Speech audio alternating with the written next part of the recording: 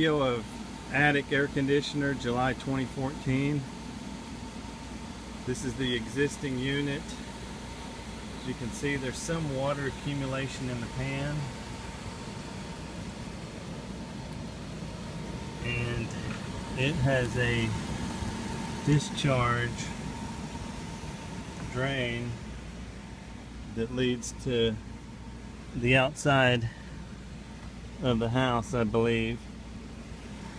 It also has a discharge on the condenser that runs over to a vent that goes up, but it's a very poor connection right there. They need to redo that and put a new connector in. It's just all caulked right now.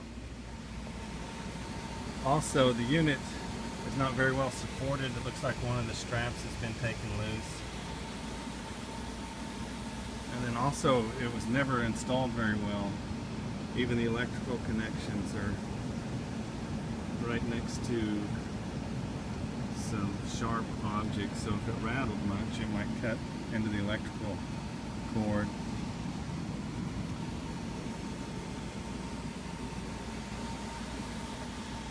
The return air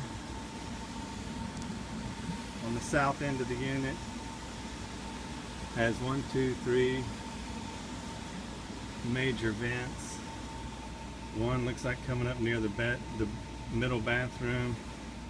One that runs between mild bedroom and the master bedroom, and another return that goes all the way to the other side of the house, maybe somewhere in the far kitchen.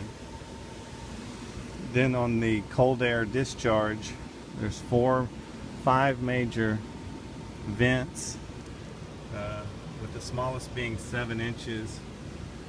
That one major one runs north to the front of the house. One major one heads west over behind fireplace to the, I guess, to the kitchen and that area. One runs back to the master bedroom.